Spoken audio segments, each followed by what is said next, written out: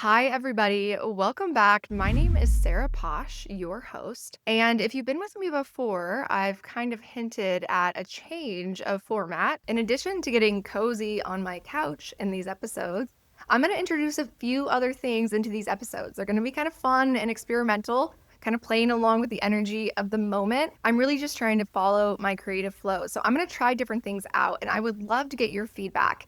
If you enjoy these episodes, please comment below. I really want to know. So it's time to get cozy with the cosmos. I have cozied up on my couch. I've lit my candle, got my blanket, and so I encourage you to do the same. Get cozy, get comfortable, and let's talk astrology. This week on Getting Cozy with the Cosmos, we're going to introduce the next new moon, the Virgo new moon at 0 degrees Virgo on August 22nd. And this is our new lunar cycle. During this episode, I'm going to cover the themes of the first 2 weeks of this lunar cycle. And so we're setting the stage for this month ahead. We know that at the time of this new moon, we're 2 weeks up until the first eclipse of our next eclipse season, which means that the eclipse portal, the window, has opened. If you're watching this episode, the eclipses are already starting to bring their energy into the field. We'll go into that more when we get to the eclipse episode and we talk about the Pisces lunar eclipse later down the road.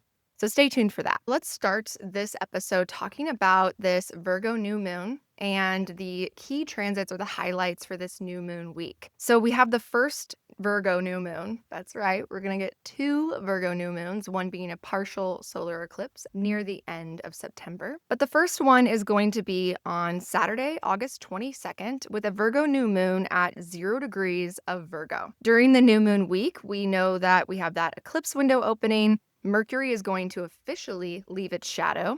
Venus is entering Leo, which is so sexy and hot.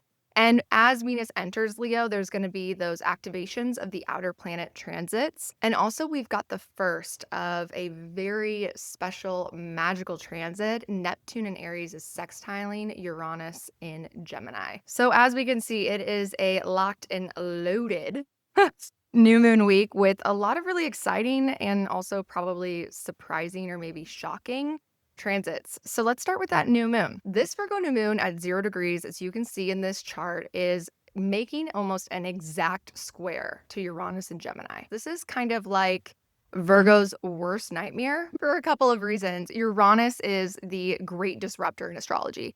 Uranus transits are always going to bring this, shocking, surprising, and sometimes even like destabilizing energy because Uranus really wants to shake up the status quo. Uranus wants to open us into new ways of doing things, to change things up. It's also the planet of intervention and future or forward thinking. So it's about taking something that previously wasn't in existence or in reality and bringing it into reality. It's almost like we're pulling the future into us. And really through that process, liberating ourselves from anything that feels really like suffocating or constricting in our current circumstances or reality. Uranus ultimately wants that sense of freedom, that sense of spontaneity. And so that's really fun on its own. But square to a Virgo new moon is like everything that Virgo had perfectly set up and organized and planned. Uranus kind of just comes in, does a little tornado dance, and then walks out the door and leaves everything scattered on the floor. So there's a mess. And so the tagline for this Virgo new moon, and maybe something we can kind of carry with us in our hearts and our minds as we go through the entire cycle, is bless this mess, because it is a little messy. Then the other thing we take into consideration is that Mercury, the ruler of this Virgo new moon, is in Leo, which is in an aversion to Virgo. Like it can't actually see the moon that it's hosting and trying to resource. So there's kind of a blind spot in that placement with Mercury, how this cycle's starting. So this new moon is creative chaos. It is asking for disrupting our sense of control, our sense of certainty, and also it's asking us to tap into a different kind of resourcefulness, right? It almost feels like the new moon is this giant cosmic stage of an improv class. And we're all going to be given this opportunity to learn how to think on our feet, how to trust ourselves, to do things in new, unconventional ways. And it's almost like we're under construction at the first Virgo new moon square Uranus. But by the end of the cycle, when we get to that partial solar eclipse opposite Saturn, that's when it's time to perfect or find mastery, where Uranus says, let's shake things up, let's try things different, let's bless this mess. That next Virgo new moon with Saturn is going to say, let's get real, let's get committed, and let's sober up. So, keeping all of that in mind, let's circle back to this Virgo new moon and the square to Uranus and talk a little bit about how that might show up. When Virgo is in a square to a planet like Uranus, this really disrupts the methods that Virgo has mastered or has in place. This could show up like we've got plans, but everything feels like it's kind of falling out of place. If we're too stuck on a certain route forward, this is going to feel really destabilizing and probably kind of triggering, in the way that we can't just do things the way we've always done them. The tried and true method will not work. I also think that Uranus in Gemini, we know that this is a new outer planet transit, and it's introducing a lot of new energy into our lives, a lot of new characters and context, and potentially opportunities, especially in the last couple of weeks when we had Mars start to open and activate those grand air trines. And while that can be really exciting, it's almost like there's so much new and so much moving at once. The energy can feel really scattered. It can kind of feel like, what is the thing that I need to really hold on to and prioritize? So, in the beginning, I guess my encouragement would be, don't try to be too fixed on one priority. Don't try to be too stuck on feeling like you have to have it all together. I definitely don't think we're supposed to have it all together.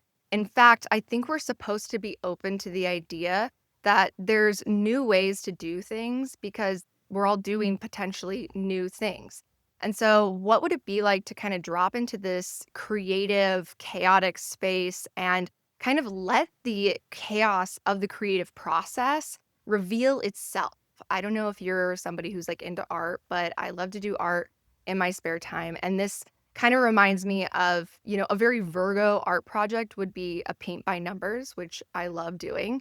But during this cycle, that's like not the kind of art to do. This is more of like a finger painting art or getting all of these different textures or paints out and just a blank canvas, like throwing it on and just playing and letting it kind of move through you without a plan in place and without getting stuck on how it's looking in the middle of the process. Oh my God, Virgo, I know it's so scary.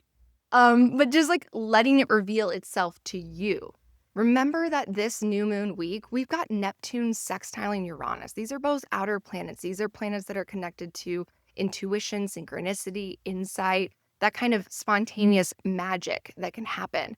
But it doesn't happen on Saturn or Mercury's realm. It doesn't happen through linear, logical space and time continuums. It requires us to drop into really this state of playfulness and curiosity. It's like we could tap into a really incredible flow state during that transit, or we could just feel like our brains are going a million miles an hour in a million different directions. Virgo usually has its premeditated method for everything. Like Virgo has figured out the best way to do everything, the most efficient, the most streamlined, the best place to put everything in its organizational spot, so to speak. But when we have a new moon square Uranus, we need to think outside of that box. We need to get unconventional. And really, unorthodox is the word. I want to talk about that word and what it means. When we say unorthodox or tapping into unorthodox methods, what we're really thinking about are methods that don't already have established systems. So this is about really inventing a method or inventing something, a solution from nothing. So I would really encourage everybody to know that if you're feeling this sort of like chaotic energy or you're feeling this pressure to get something figured out and it feels like it's like not working, to think outside the box. If you're stuck in this moment of asking this question, how will it all come together? And it's funny because it like literally is all about tone with the Virgo new moon square Uranus. If we're coming from this place of how will it all come together, underline there's no way this can ever work or all come together, only using the evidence of what I know has worked before in the past or what resources I believe I have access to. Or we're asking from this open, receptive place, like, I wonder how it's all going to come together. But in the backdrop, it's like, I trust. I know it's going to. I trust it. Everything that I'm trying to create, I know why I'm creating it.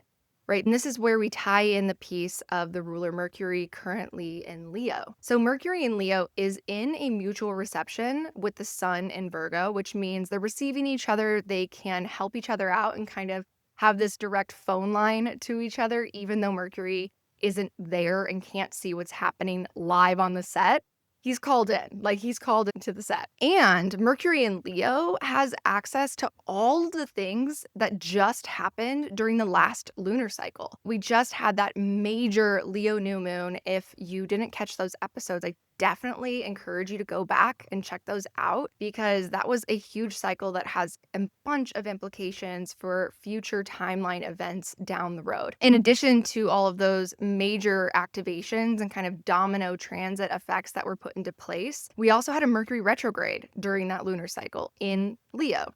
And so there was this, hopefully, new clarity and confidence that was born in all of us around the solar principle in our life. Everything that we just went through, hopefully, renewed a sense of clarity and purpose for ourselves. So there's a clear picture. There's a clear why. There is a clear I am. This is who I am. This is who I want to be. Hopefully, all of those transits and that lunar cycle helped you wake up to like a main character energy in yourself in a new and empowering way. And with Mercury sitting in that place where we just got all of that clarity, it's like Mercury's actually there holding the vision. Mercury's got the vision board in its hands from the Leo lunar cycle and the retrograde cycle. And it's on the phone with the sun and the Virgo new moon. And it's trying to communicate to us, listen, I know I'm going to be there soon. I'll be there next week, actually. But until I get there, don't forget, just anchor in the vision. Remember your why. Trust it's all going to come together if you just hold true to everything that you just left that Leo lunar cycle with. So even though there is this sort of chaos and, disruption or disorganization that we're feeling, if it feels like there's just this scattering of pieces and we're not sure where to start, right now at the Virgo new moon, what we can do is start with our why. Also coming out of that Leo lunar cycle and getting this immediate square to Uranus with the Virgo new moon, there might be a really, shocking and disruptive awareness that comes in. There's maybe something that you're kind of obviously uncomfortably acknowledging this needs to change, but maybe there's a little resistance. Like this Virgo new moon isn't necessarily going to force us to make the change. This Virgo new moon, it can't see Saturn. It's in an aversion because Saturn is still in Aries. However, it's going to eventually lead to the next new moon partial solar eclipse that is sitting exactly across from Saturn. Like Saturn is staring that partial solar eclipse in the face with, real consequences. So if we deny what might be coming up now that feels disruptive, but obvious, a change that we need to address, maybe it's like, I don't want to make that change because it's going to just mess everything up. It's going to disorganize everything if I do that right now. I just want things to stay perfect and neat and status quo. So I'm just going to ignore it for now. It will come back around. It will come back around and it will likely be even harder and heavier to deal with at the next new moon opposite Saturn.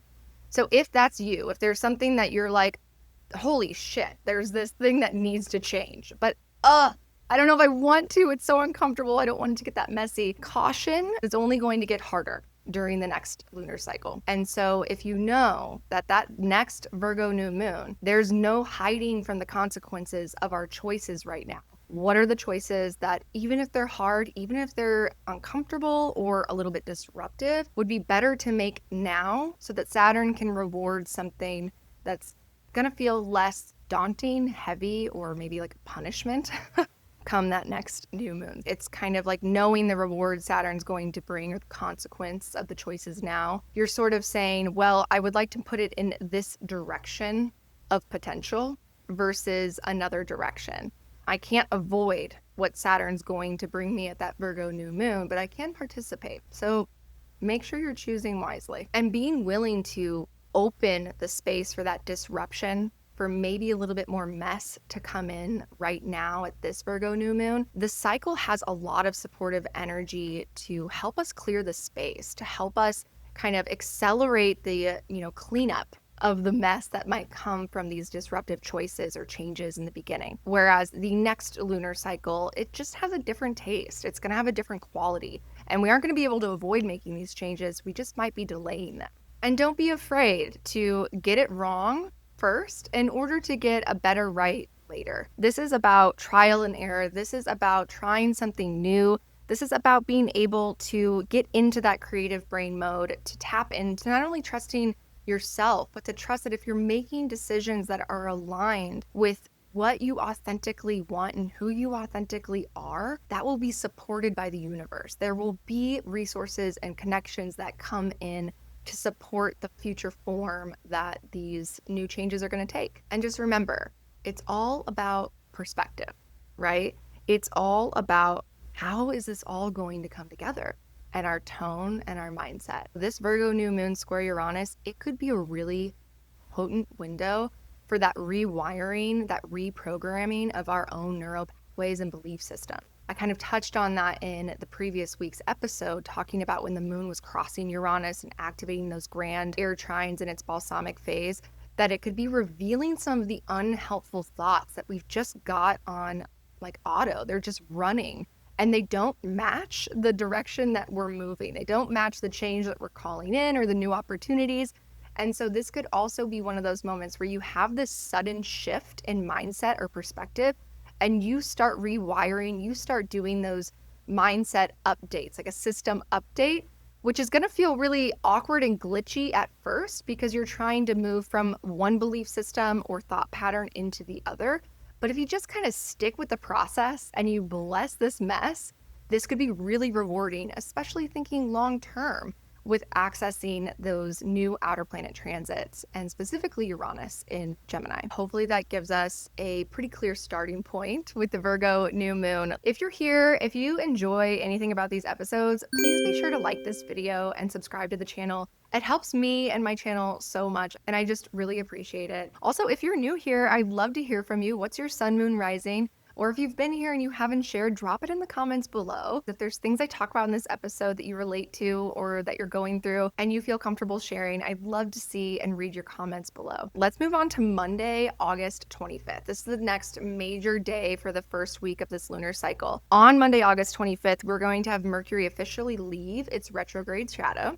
Exciting. And then as the waxing new moon enters into Libra, Venus's sign, Venus makes her entrance into Leo. Venus in Leo on its own is so fabulous. Like there is a glamour, a royalty, a confidence that is just magnetic about Venus in Leo. It's the center of attention, but it's so hot, right? You're just like, let me see that. We're looking for people who are just, they stand out because they aren't doing what everybody else is doing, right? That's what Venus in Leo is so attracted to, and what attracts others to a Venus in Leo is that authenticity and the confidence in it. And as soon as Venus enters into Leo, on Monday and Tuesday, she's going to make a series of aspects to those outer planets. The first is going to be a trine to Saturn and Neptune in Aries, and then a sextile to Uranus and Gemini, and then finally an opposition to Pluto and Aquarius.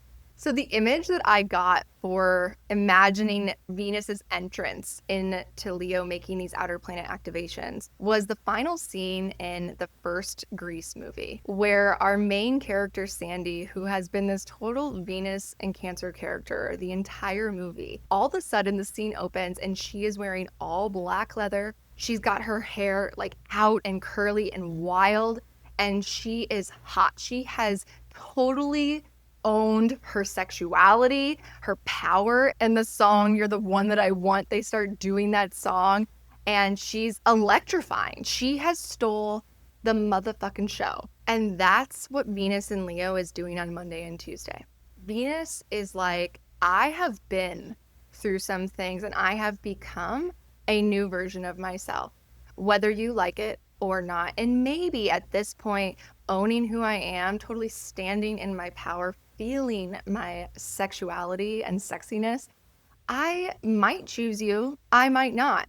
You know that song, You're the One That I Want? They talk about, you're the one that I want, so you better shape up. And that's totally what this vibe is giving, because Venus is in Leo and she's getting this like grand applause from the Saturn, Neptune, and Aries audience because they're standing at the place of her retrograde Kazemi. They are like, babe, we remember what you went through during that retrograde. We remember your underworld journey.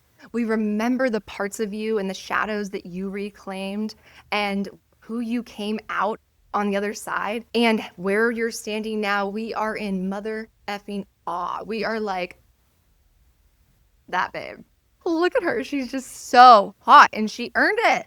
And then the opposition to Pluto is kind of this reckoning, this relationship reckoning with, are you going to actually value me? Are you actually going to show up to meet me when I'm actually in my full power?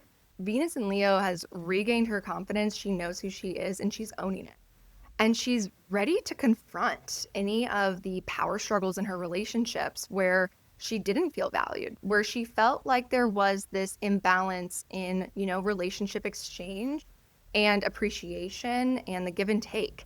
So baked into the energy of this new moon and this week is this Venus entrance, is this grand entrance, and this reckoning with where we've finally stepped into really owning our power, also owning our standards and our values and our creative energy when it comes to Venus and our relationships, the exchanges, the give and take that we have. This is a moment that's of great reckoning, where if there's been something that Venus has felt devalued or Venus has previously played small, there's no more space to play small and stay quiet. Now comes this point, this kind of culmination point for Venus, where all the cards are on the table.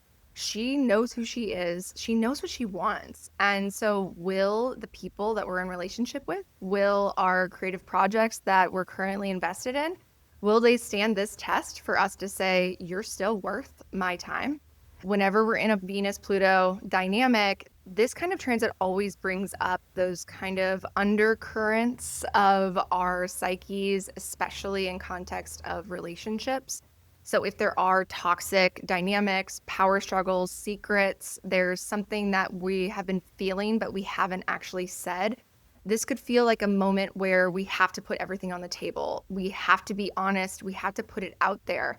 And then we have to kind of be open and willing to say, we either have to change and evolve this dynamic, this exchange together, or we need to part ways and sort of let this relationship go as a service, as a composting for the regeneration of future relationships that we're calling in. So in the midst of this intensity we might be feeling during the Venus entrance into Leo on Monday and Tuesday, the things that you can really think about are, what power am I standing in that I wasn't previously standing in? And how am I going to use that power, right? Where am I going to channel that?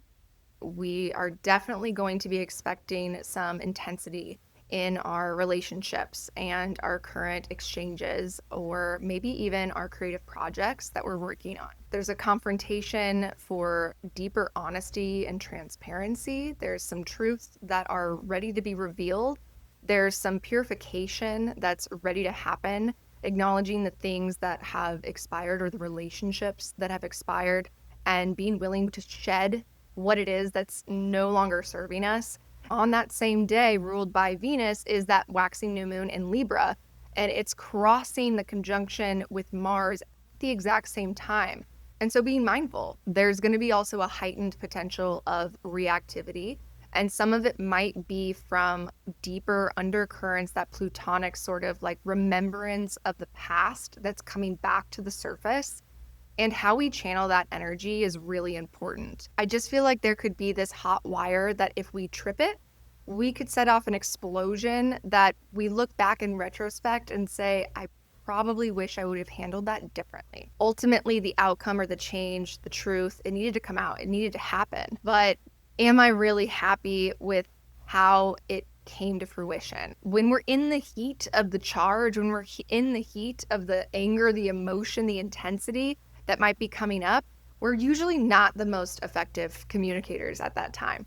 And sometimes we look back and we regret some of the things that we said. And then also with the waxing moon in Libra crossing Mars at the same time Venus is opposing Pluto, I'm like, ouch, like somebody hit a tripped wire and there is a just like eruption of anger or potentially this sense of like competing desire that's coming up. And I really see it as potentially being extremely reactive and definitely disrupting some of the harmonics of our relationships. So I know for myself, I'm just going to be mindful. Like, if there's something I really want to say in the heat of the moment, what would it take to restrain, to hold and harness and alchemize that fire, put it into some other creative channel or outlet, maybe even a really freaking hot, intense workout, and then come back to addressing it once I've cooled down to a little bit more neutrality. It's always good to acknowledge that if we're coming from a place of intensity, reactivity, and urgency, we're usually not as effective as getting the results that we want. So Venus is learning how to own her power in a creative, constructive way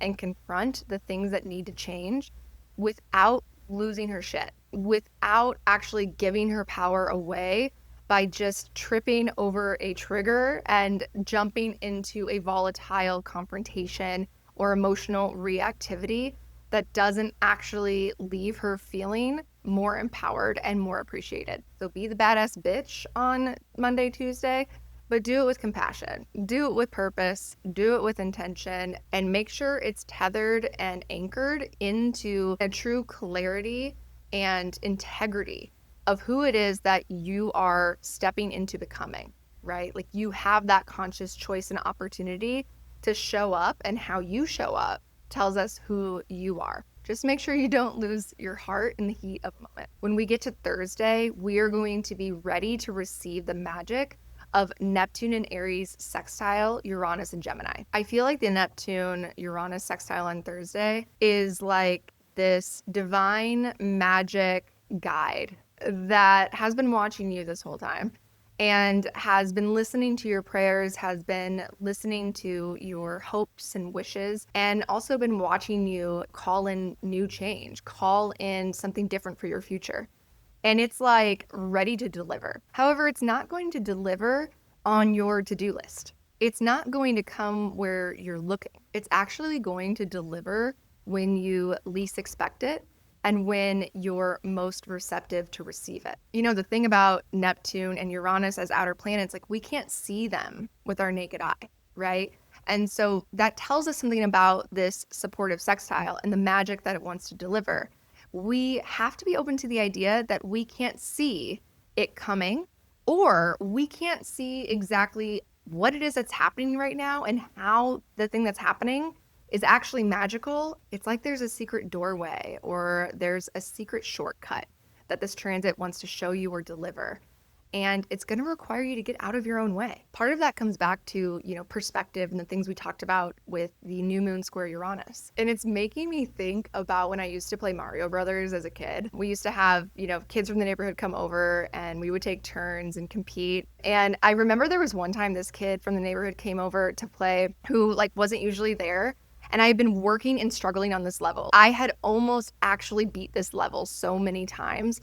And I was playing the level how it appeared on the screen. I was playing it from beginning to end exactly how I thought I had to play it. But this transit is like this kid that came in, and when he started the level, he went into the first gutter. I don't remember what those things are called, but like the green tubes on Mario Brothers, and went down. I was like, what? You can go down that? Where are you going? And it was this underground level, like part of the level that I didn't even know existed. And there were all of these superpowers, like this little mini challenge that you did in that underworld territory.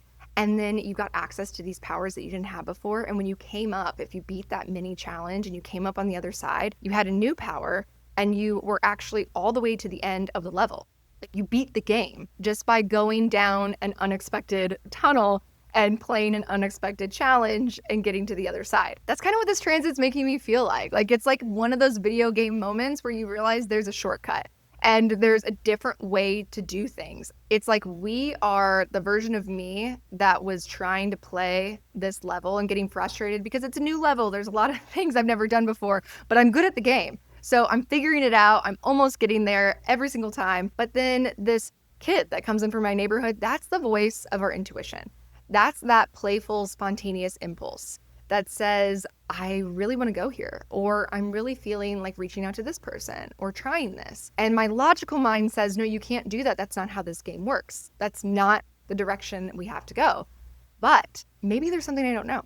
Maybe this voice, like that kid, has something, a secret, like a shortcut that it's trying to show me. And so that's kind of the key to think about. How are we going to tap into that magic? If we're open, if we have the right perspective, and we're willing to trust the voice of our intuition or creative impulse, Thursday really could lead us somewhere magical and new in a way that is really fun and unexpected if we're willing to just give it a go. And then being open and trusting of like where it wants to take us. It is this divine guide that can see us, that can tune unto us, even though we can't see it with our naked eye. Can we trust that something's trying to help us? And can we make ourselves available to let it? So by the end of the Virgo New Moon week, going into that first quarter week, we have completely maybe shape-shifted our reality in ways that felt disruptive, but maybe also exciting and liberating. Then during that first quarter week, now we start to drop into finding a little bit more solidification. The second week is about putting things back together. We're going to take all of the potential ideas, disruptions, changes, the mess, the visions that have come, and now we need to put them in a place. And it might not be the perfect place in the beginning, but we're at least going to have access to some resources that might feel like it's a little bit more streamlined than it was before. There's a little bit more grounding energy that comes into play on that first quarter week. The first quarter week opens on Saturday, August 30th with the moon in Sagittarius. On Monday, September 1st, Saturn is going to retrograde back into Pisces. As Saturn enters into Pisces on Monday, that means that Saturn is now in opposition to everything happening in Virgo. Saturn can see it, and Saturn is also not just looking at it, but giving it a sort of, shall we say, evaluation or holding it to accountability. With this final chapter of Saturn in Pisces, this is really a focus on finish your biz with Saturn. Saturn initially entered into Pisces on March 2023. And so if you think back to March 2023 and you think all the way forward to May 2025, think about some of the hard lessons that you were learning during this time. Think about some of the Saturnian consequences and difficult choices that you might have been confronted with. Were there some growing pains or some invitations to kind of mature your relationship to the Pisces area of your life and your chart? Remembering Saturn won't come back to this place for another nearly 30 years. So what do you want Saturn to leave you with? We always have our options with Saturn. We just have to remember that the choice is ours and only ours. And then on Tuesday, September 2nd, Mercury is officially going to enter into Virgo. Mercury will be in Virgo from September 2nd through September 17th. And this is the moment where Mercury kind of takes all of that abstract chaos, change, idea, feeling, vision, and brings it into a place of articulation, a place of function, potentially. Mercury is going to square Uranus, the same thing the new moon did, on Wednesday, September 3rd. And during that square, Uranus is actually in station, about to station retrograde on Friday, September 5th. So with Uranus kind of coming to a halt, slowing down, this feels like a harnessing of energy, of focus, of clarity. So just know, if you're somebody who, up until this point, you felt that really overwhelmed, distracted, chaotic energy, or maybe a little bit of the hesitation or anxiety of some of the potential changes and disruptions that are coming in, I feel like with Mercury entering into Virgo and squaring that station Uranus, things start to come together. There starts to feel like maybe we've got a clear starting point, and the decision points start to become clear as well. And also including the opposition of Saturn now back in Pisces. It's kind of like we can't deny the decisions that we need to make at this point, or the changes that we need to put into motion. So things that have felt all over the place, Mercury's like, all right, it's time to bring them all together. And we see this amplified even more during the week of this first quarter lunar phase because on Thursday, September 4th, Mars in Libra is going to square Jupiter in Cancer. And this energy is really saying that there's this sort of excitement, enthusiasm, and confidence, and also a little bit of potential like zealotry about I am doing this and I am doing it now. This is like the rocket boost of confidence and also motivation to put things into action. On one hand, Mars and Jupiter in a square can be really helpful if we're somebody who's been feeling a little bit stagnant or stuck. This energy can really move us forward. It can give us that sort of push of encouragement, of optimism and energy, the boost that we were waiting for, so to speak, to just start really saying yes to the change to where we're going. And it can also be like a potential caution for burnout. Mars, Jupiter in a square, when we overpromise and underdeliver, this transit can sometimes highlight where we do that and how we do that. I wouldn't be surprised if the square between Mars and Jupiter on Thursday feels like a reality check. For some people, it's going to feel like a reality check of what are you waiting for?